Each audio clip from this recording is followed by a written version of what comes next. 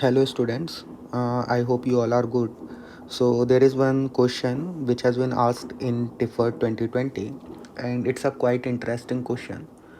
First, I want to inform you that I made a separate playlist for TIFR quantum mechanics question where I'll add all quantum mechanics question which has been asked in TIFR. So currently I'm uploading previous year question videos of different competitive exams, and I'll make a playlist for each and every examinations where I will add videos related to different subjects like quantum mechanics, classical mechanics, EMT, solid state physics, and you can find each video year by year in that playlist. So currently I am uploading TIFR quantum mechanics videos. So there is one playlist where you can find these videos question by question or year by year. Okay, so now I request everyone, please pause this video, read the question and try to solve this question by yourself. Okay, so I hope you at least give a try to this question, and this question is a general question, and this type of question has been previously asked in other competitive exams. Just potential is change, or just the scenario of the question is changed, like uh, potential well, uh, 2D potential well, or maybe harmonic oscillators. Okay, so now we'll read the question and try to solve it. सो आपको दे रखा है 3 non interacting particles जिनके masses हैं 1, 4, 16, और ये एक harmonic oscillator जिसका potential B of x है उसमें है, और आपसे सिस्टम की डिजेनरेसी पूछी है. Okay, so now we will solve this question. So हमें हार्मोनिक ऑस्किलेटर का पोटेंशियल पता है, V of x equals to half m omega square x square. So मैं क्या करूँगा, मैं इस सिस्टम की जो, क्योंकि मेरे को एनर्जी भी पता है, एनर्जी क्या होता है N plus half H cross omega. Okay, तो अगर मैं 3 पार्टिकल्स रख दूँ तो 3 पार्टिकल्स की टोटल एनर्जी क्या होगी. सपोज इसे अभी ओमेगा 1 मान लेते हैं.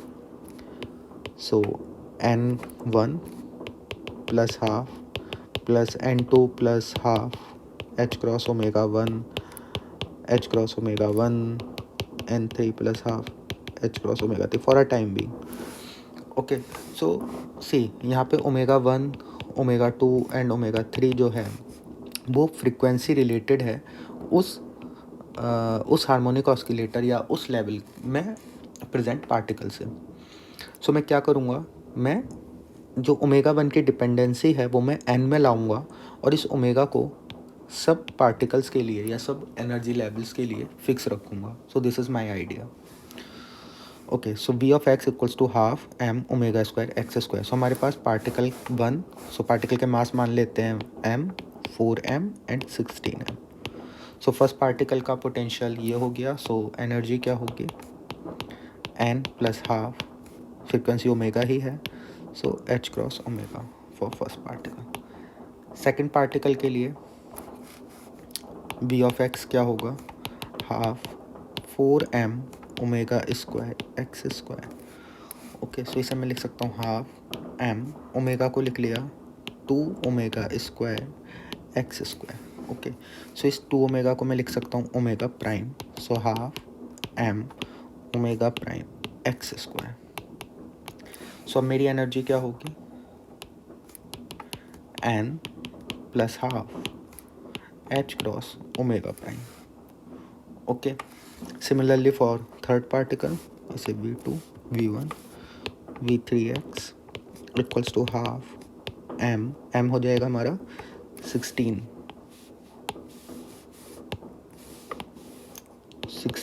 M omega square x square. So half m 16 omega square x square. 16 omega means 4 omega square.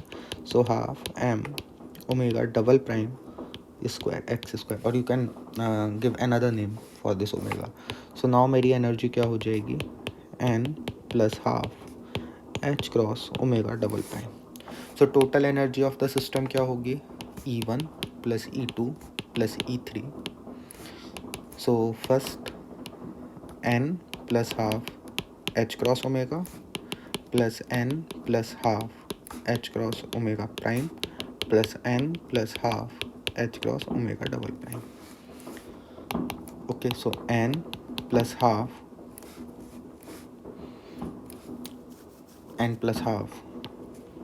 H cross omega plus n plus half H cross omega prime की जगह हम लिख सकते हैं 2 ओमेगा और n plus half H cross omega prime की जगह हम लिख सकते हैं 4 ओमेगा। ओके, बिकॉज ये डिफरेंट है, डिफरेंट पार्टिकल्स के लिए, तो मैं इसे N1 N2 एंड N3 भी बोल देता हूँ, N1 N2 एंड N3। सो ये हो जाएगा N1 plus half H cross omega को मैं कॉमन ले लेता हूँ, सो n plus half plus 2 N2 plus 1, ये 2 अंदर चला जाएगा तो, एंड ऐसे ये 4 अंदर जाएगा तो 4 N3 plus 2 H cross omega. तो इसे थोड़ा सा सॉल्व करते हैं। आपके सिस्टम की एनर्जी होगी N1 plus 2 N2 plus 4 N3 and 2 और 1 3 और half 7/2 H cross omega. This is the energy.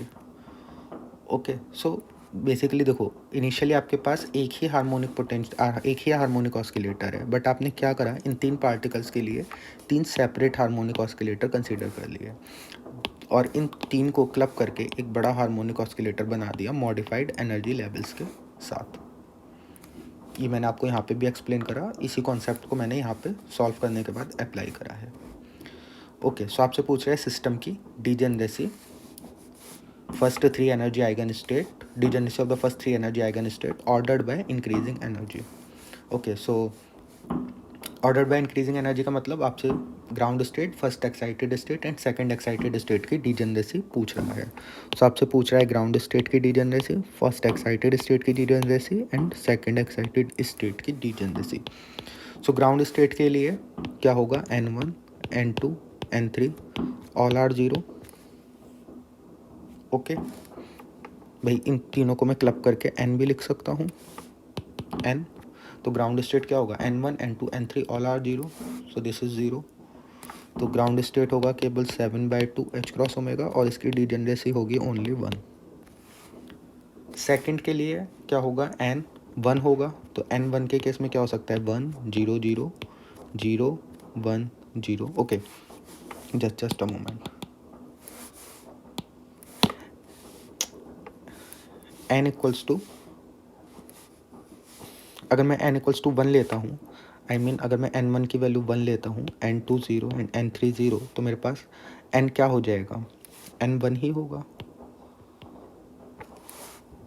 Okay, सी अगर N1 की वैल्यू 1 है, 0 0, तो मेरे पास n की वैल्यू क्या होगी, 1 ही होगी। But 0 1 0 is not 1, 0 1 0 is not 1, 0 1 0 क्या होगा, 2 होगा। ओके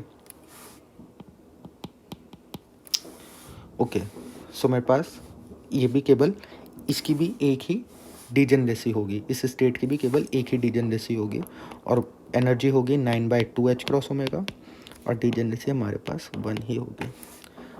अब नेक्स्ट क्या हो सकता है, n equals to 2।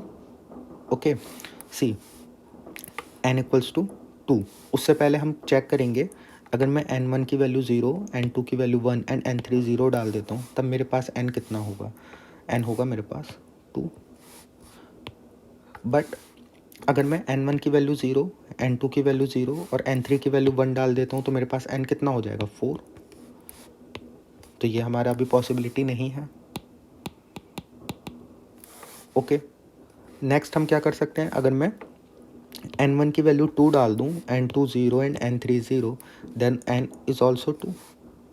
Okay, so you have to just put these values here and check n. It's a simple business. So for Second excited state, I have two possibilities, n1 0, n2 1, n3 0, n1 2, n2 0, n3 0. Okay, so for a time being, I want, okay, so इसकी degeneracy हो जाएगी g equals to 2 और आप 2 यहाँ पे put करो तो 2 2 4 11/2 h cross omega. Okay, now check another excited state. So अगर मैं यहाँ पे 0 0 1 चेक करूँ, सो मेरे पास 0 0 1 ये हो जाएगा 4. ओके, बट मुझे सिंपल दिख रहा है अगर मैं n1 की वैल्यू 3 लिखूँ, n2 0 एंड n3 0 रखूँ तो 4 से पहले मेरे को 3 भी दिख रहा है. सो अभी 4 पॉसिबल नहीं है. ओके, आपको दिख रहा है ना n0 n1 n2. तो n3 के लिए एक पॉसिबिलिटी है 3 0 0. नेक्स्ट क्या हो सकता है, अभी देखो कॉमन सेंस कहता है अगर मैं n1 को 1 रखूँ और n2 को भी 1 रखूँ और n3 को 0 रख दूँ, तब भी मेरे पास यही स्टेट बनेगी. क्या और किसी तरीके से 3 आ सकता है? नहीं. सो मेरे पास थर्ड एक्साइटेड स्टेट की जो भी एनर्जी है उसकी भी डिजेनरेसी 2 ही है. Now for n equals to 4, n1 4 हो जाएगा, n2 0, n3 0, n1 0, n2 2, n3 0, n1 0, n2 0, n3 1. क्या और कोई पॉसिबिलिटी है? No, there is no more possibility. I think only 3. So मेरे पास जो फोर्थ स्टेट होगी उसके लिए डिजेनरेसी 3 होगी. Okay, so it's interesting question. So थोड़ा सा आपको सोचना है और see these are TIFR questions. So थोड़ा सा तो आपको सोचना पड़ेगा, बट सी क्वेश्चंस टफ नहीं है. Okay, so correct answer is option number B. I hope you get the concept for this question. And yes, if you have any doubt, you can write in the comment box. I will try to answer your question. And please make sure you hit the like button and also subscribe the channel so that you will get more videos related to the same concepts or related to the other previous questions which has been asked in different competitive exams. Thanks. Bye bye.